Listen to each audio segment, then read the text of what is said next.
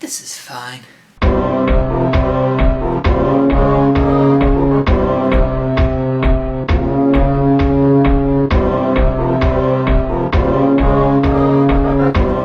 Yes, I know I am horrendously late with this video, but I did plan this to be a monthly series, so that time is about right.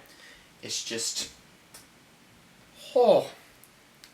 numerous things have happened. The internet has just collectively lost their mind, and now I'm just here picking up the pieces. So let's analyse exactly what caused all this over the last few weeks. First and most biggest one is Spider-Man is leaving the MCU. There was a dispute between Marvel and Sony about how much each company should get paid for the next Spider-Man film, and the internet in its usual manner jumped to conclusions first, but eventually got the right facts. We all initially thought that Sony were the bad guys, mainly for not just handing over the rights to Spider-Man back to Marvel in the first place. So we were all like, yep, we're pointing fingers at Sony saying, you're in the wrong. Sony was probably quite offended, going, hey, what did we ever do to you?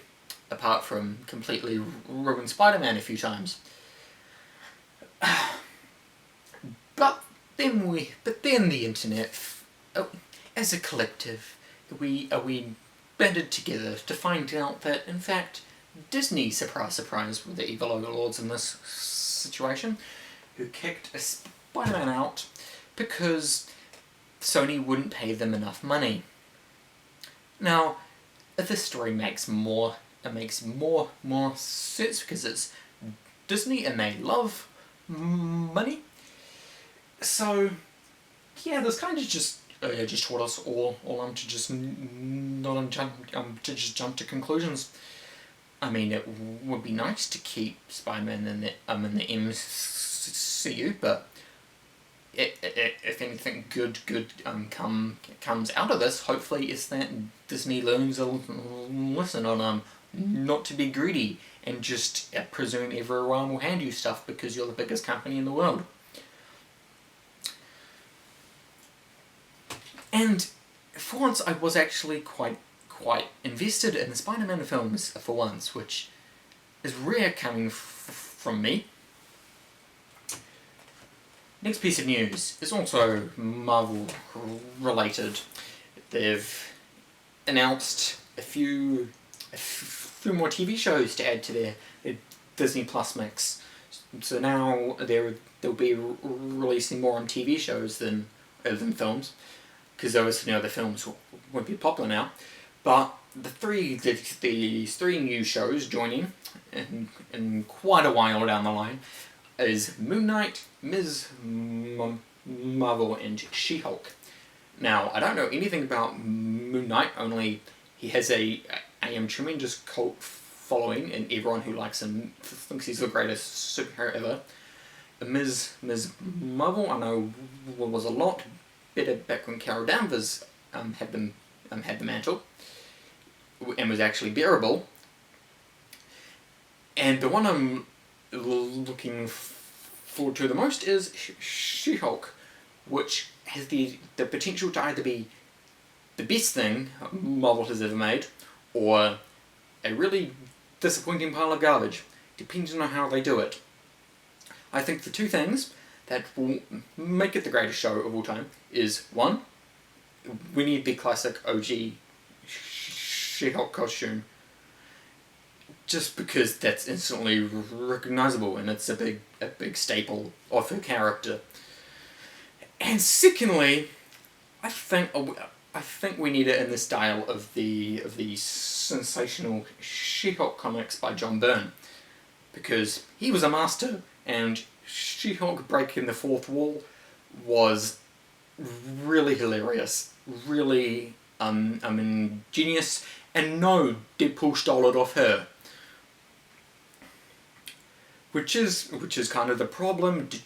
Deadpool's already done the fourth wall superhero breaking thing first, only worked then because people didn't understand it when She-Hulk did it, who walked so that Deadpool can run. But I think they could try it out again, because it would set it apart from the other slew of superhero shows coming out, because taking out the humour, there isn't much pull to She-Hulk. It's just another character who's strong.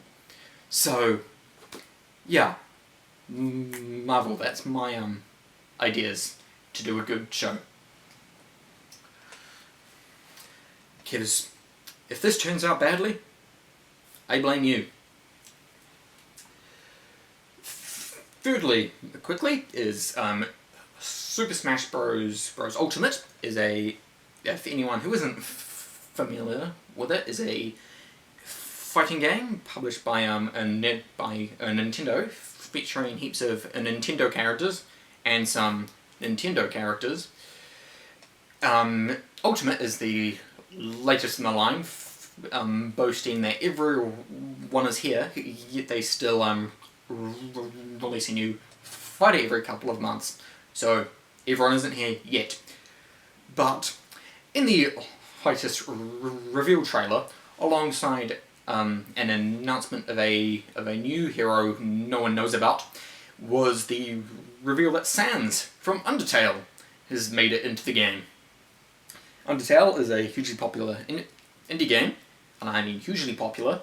I mean, understandably, it is one of the greatest games of all time, and Sans is probably the greatest character in that game, and a giant meme. So when it was announced that he was in the game, the meme side of the internet went absolutely nuts, hissing and screaming that the thing that they suggested as a joke is now an actual feature in the game. And it is glorious, even if it does permanently damage my ears.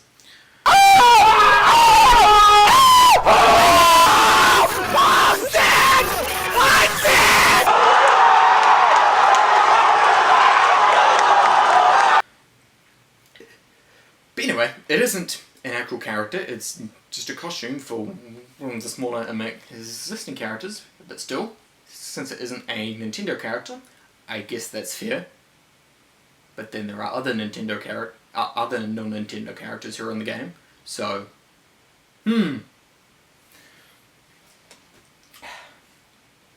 And lastly today, some sad news is that I am continued watching the block from the last video I did on it. No, that I'm in itself isn't the bad news, although it kind of is. But the live auction finale was the other day, and it was disappointing to say the very least.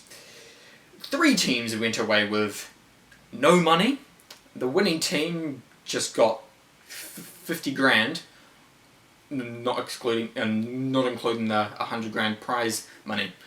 So, for those of you who don't know how the block works, the Block NZ, it's a live auction finale. All the teams take turns auctioning off their houses, or in this case apartments, and anything they earn above reserve price they get to take home, and the team with the most reserve get an additional 100 grand. In the past there have been some pretty abysmal results, or like the team everyone hates has ended up winning has been the most common trend. Or there was this really weird trend that the purple team won for like the first 5 years. Suspicious. But anyway, so yeah, the reserves for these apartments were over $1 million. They're about 1.4 for each of them. You can see how 3 teams went away with no money. Who were the 3 better of the teams? Arguably the worst team won.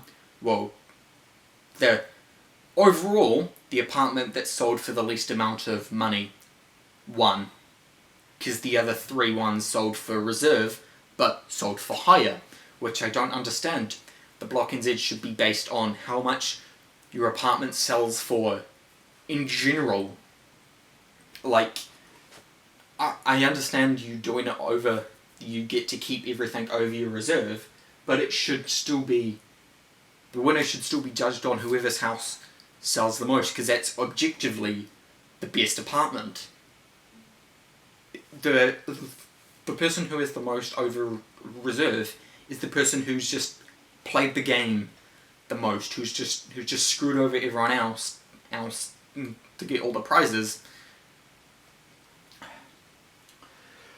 But yeah, everyone kind of cottoned onto that. Everyone got really pissed at the Block.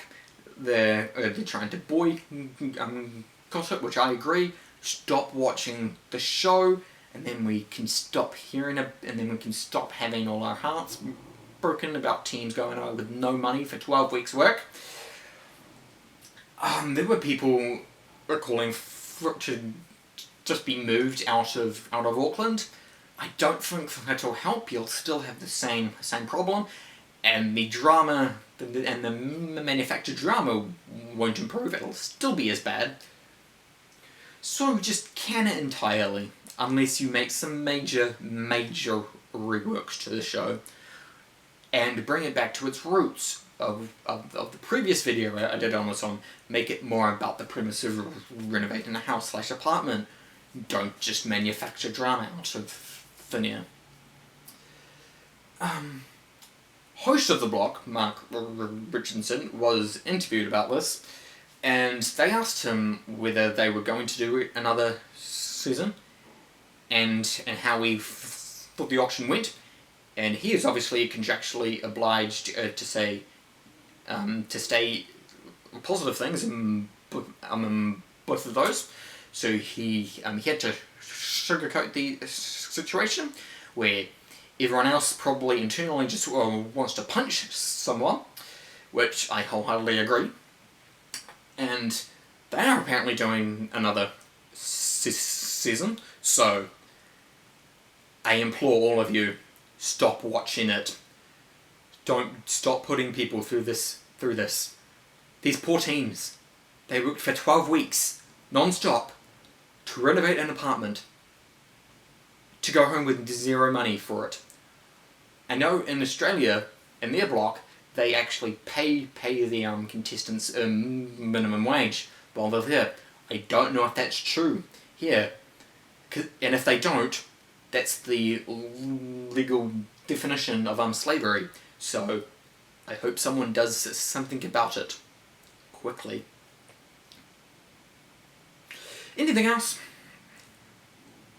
Oh yeah, there was the Star Wars trailer, the one where Rey has like a switchblade red lightsaber, which I want to like it, but Star Wars trailers in the past have screwed me over, particularly The Last Jedi, so I am dubious of trusting this one, because the first initial trailer was pretty bad, and this one they're obviously just trying really hard to get us to go watch the film, which I'll still go watch it, because it's the last Star Wars film. It's an event. I don't care if it's good. It's Star Wars. It can't be any worse than The Last Jedi.